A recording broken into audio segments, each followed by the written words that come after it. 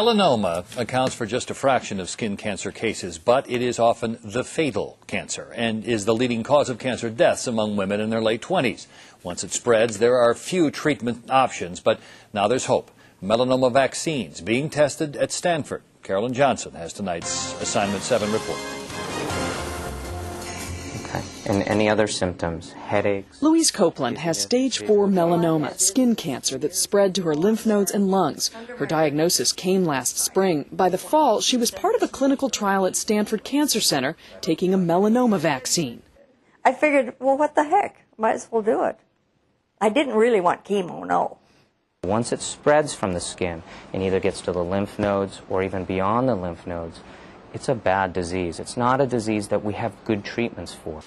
Dr. Daniel Chen is a medical oncologist specializing in melanoma at Stanford Cancer Center. He's also a clinical scientist at Genentech. A vaccine boosts an immune response to try to attack those cancer cells wherever they are. Louise responded well to the shots, which she received over the course of 8 weeks.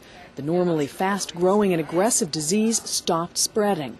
I would call the day after the vaccine and I'd say, okay, expecting her to, well, I'm outside working in the yard. I mean, it never affected her adversely. It never made her feel bad. No. But not all patients' immune systems react as well as Louise's did. Dr. Chen has developed a biochip platform that allows scientists to actually measure a patient's immune response. What we've been able to do is take these cells from a patient, immediately look at them on the chip. Those cells are still alive, and so essentially they get to show us what they can do.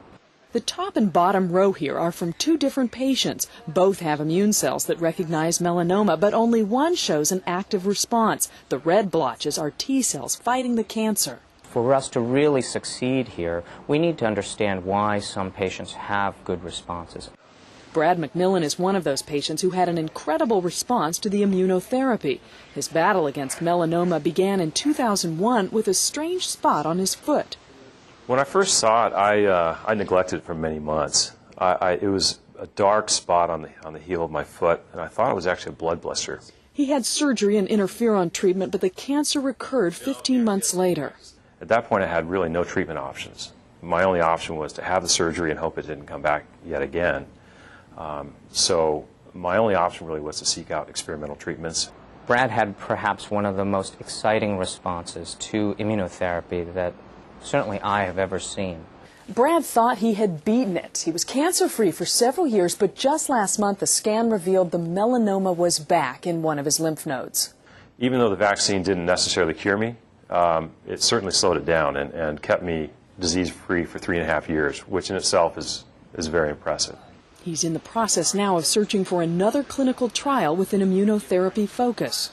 Clearly, Brad's immune system is capable of responding to the melanoma. Louise Copeland is also weighing other treatment options. Her latest scan showed signs of growth on one cancerous lesion in her lung.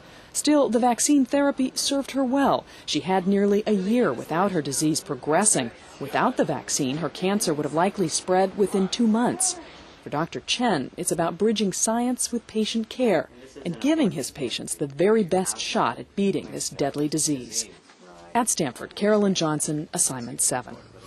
If you think this research might help you, here's the Stanford Cancer Care referral number, 1-877-668-7535. Or you can contact the Melanoma Research Foundation through our website, abc7news.com, under Assignment 7.